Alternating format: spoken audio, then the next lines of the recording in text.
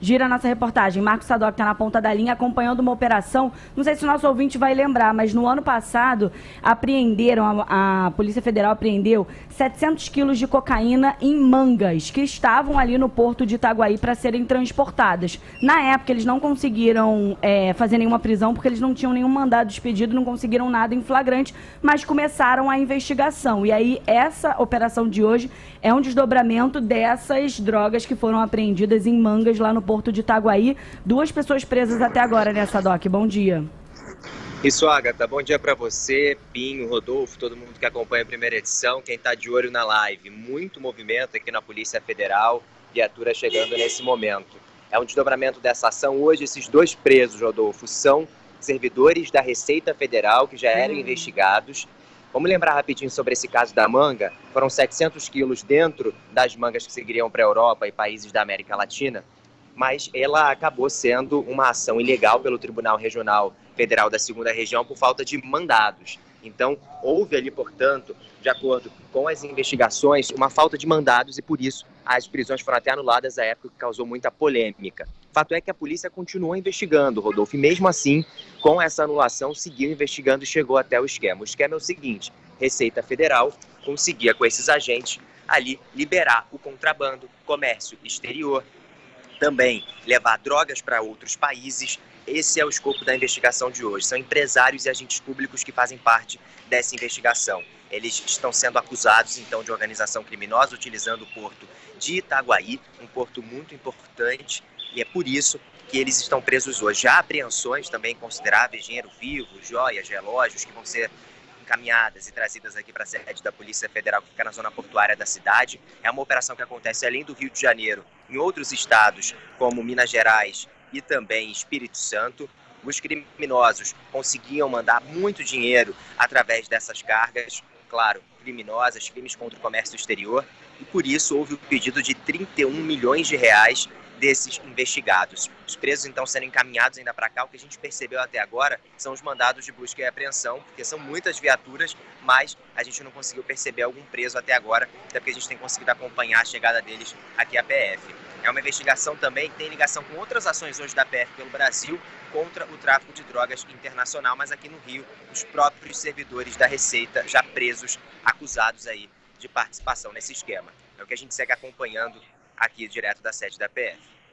Sadoc, você que acompanha esse tipo de operação com frequência, sabe muito bem que esse traficante clássico que manda droga pro exterior, cocaína, é aquele clássico que quando você fala sobre o assunto é a tal elite, caras milionários, mansões, lanchas, etc. Tem uma vida maravilhosa, estão aí ricaços, posam o tempo inteiro, colocando fotos em redes sociais, uma vida assim impressionante de luxo, e na verdade estão ganhando a vida através de tráfico de drogas, ou colocando aqui dentro, ou muitas vezes mandando para a Europa. O Brasil é um entreposto gigantesco da América do Sul para mandar drogas para a Europa. E aí, como é que você consegue, não é mandar um carregamento e eventualmente conseguir um dia, numa desatenção, jogar uma carga de mangas ou do que for, tá certo? Jogar para fora, para o exterior. Não, é fazer isso com frequência.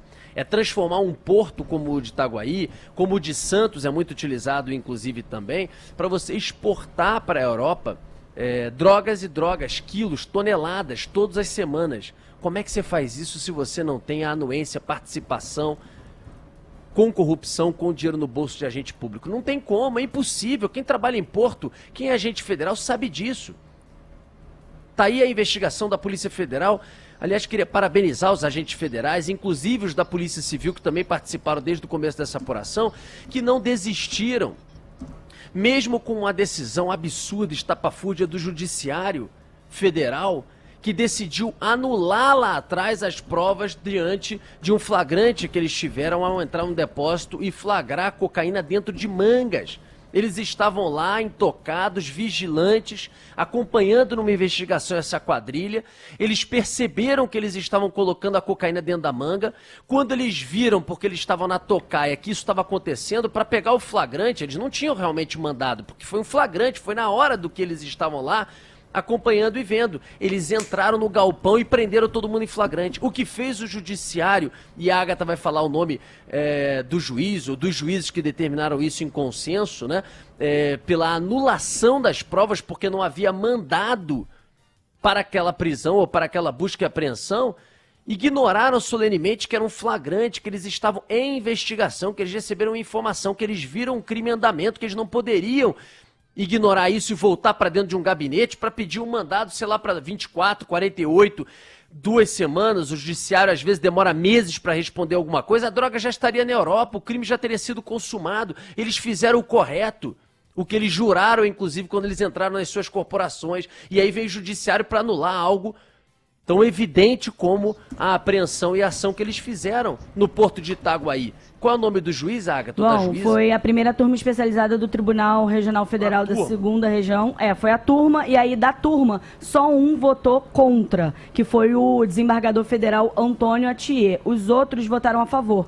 E aí o desembargador Paulo Espírito Santo, que é o presidente do TRF2, a desembargadora Simone Schreber e a desembargadora Andréia Cunha. Esses votaram a favor. O Antônio Atier, mais conhecido como Ivan Atier. Lembrando que no primeiro grau, Justiça Federal, quando houve o primeiro recurso, a Justiça entendeu que não tinha sido ilegal justamente pela situação do flagrante que o Rodolfo explicou.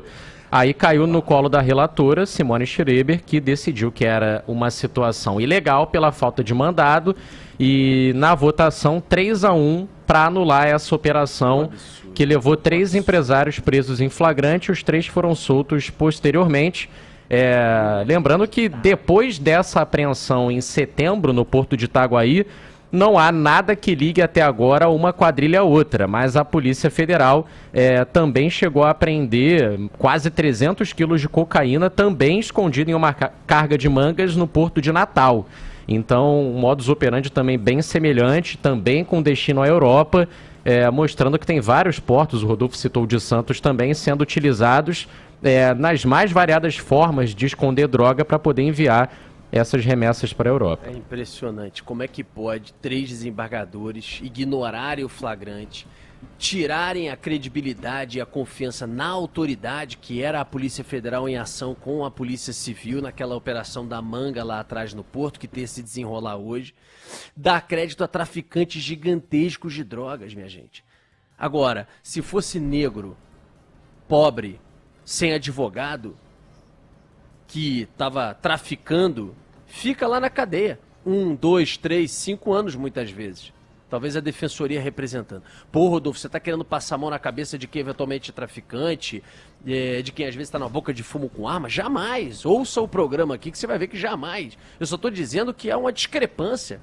Você tem o mega, o gigante, o arquimilionário, o cara que tá mandando droga pra fora, quiçá também colocando dentro do Brasil. Aí esse, porque tem excelentes bancas de advogado, consegue uma decisão de 3 desembargadores anulando provas de um flagrante crime que estava acontecendo no Porto de Itaguaí. O outro larga lá. Dane-se. Que isso? É aquela imagem da justiça, aquela clássica, né, de um equilíbrio de pesos, de uma justiça... Ou então aquela imagem clássica de uma justiça com vendas nos olhos, ou seja, eu não vejo quem está sendo aqui julgado neste caso, porque a justiça tem que ser equilibrada e tem que ser para todos, independente de classe social, de gênero, do que for. É essa justiça que para uns tem esse tipo de decisão e para outros não? Agora, voltando aqui ao caso de hoje, agentes públicos envolvidos. É isso. Há uma rede de corrupção, não só nesse caso, como em tantos outros. A gente falou outro dia o quanto que a gente precisa batalhar para legalizar o jogo, parar com essa hipocrisia das bancadas evangélicas, católicas, sabe, de ficar brigando contra a legalização do jogo.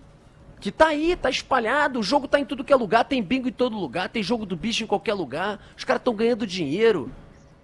Com muita corrupção, inclusive, de agente público.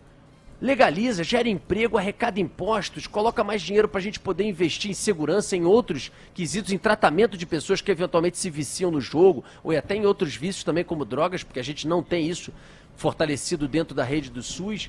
discute lá dentro e legaliza esse negócio, arrebenta com o turismo, arrebenta no sentido positivo, como tantos países fazem e apostam. A gente fica aí com essa hipocrisia enquanto o jogo está liberado, à base de corrupção, como esse caso aí da cocaína. Vamos lá, 9h44. Obrigada.